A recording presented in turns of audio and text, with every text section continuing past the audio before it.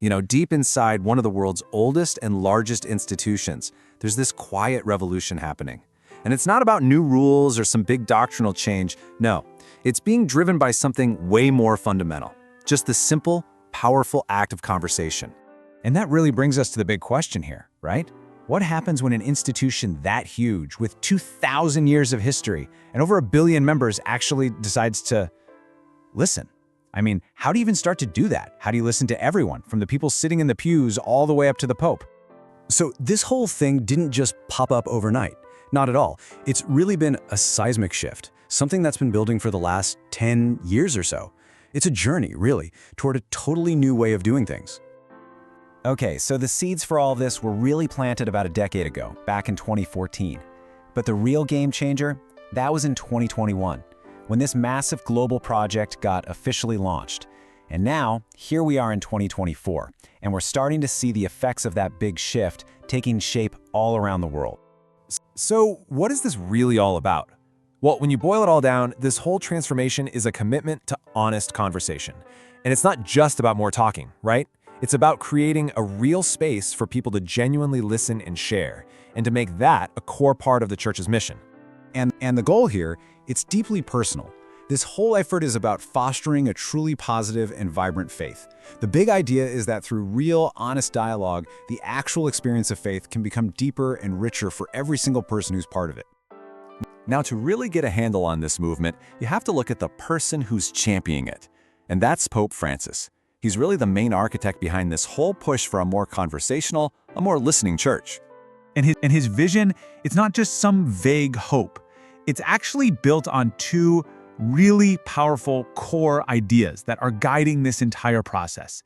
And if you understand these two concepts, you'll pretty much understand the whole change. All right, the first idea is what he calls the culture of encounter. So what does that mean? It's not about just kind of passively existing alongside each other. No, it's about actively going out and having real, authentic conversations, especially with people you might not agree with. It's all about building bridges through dialogue. Okay, and the second big idea is becoming a synodal church. Now, the word synod literally means journeying together. And that pretty much nails the concept. It's about a church that moves forward together, not just by top-down orders, but by consulting and listening to people at every single level. All right, so you've got the vision, right? A culture of encounter, a synodal church.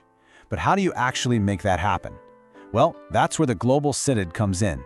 It's the plan for turning this whole theory into a huge, practical reality. And I really want to stress this point. We are not talking about some weekend conference or a simple meeting here. The Synod on Synodality is a multi-year worldwide process. It's designed to fundamentally change the way the church actually operates. So what makes this whole thing so revolutionary is its structure. It's completely bottom-up. Think about it. It all starts with lay people, regular folks in parishes all over the globe. Their feedback gets gathered up and synthesized by bishops, and only then does it make its way to the top, to a global summit with the Pope. It's a total reversal of how things usually work. It completely flips the traditional flow of information on its head. Okay, so let's just pull this all together for a sec. This process kicked off back in 2021. It's a multi-year global effort, and it involves literally everyone, from lay people all the way up to the Pope. And the goal? It's nothing less than honest discernment about the future of the church, all done through this massive, massive listening project.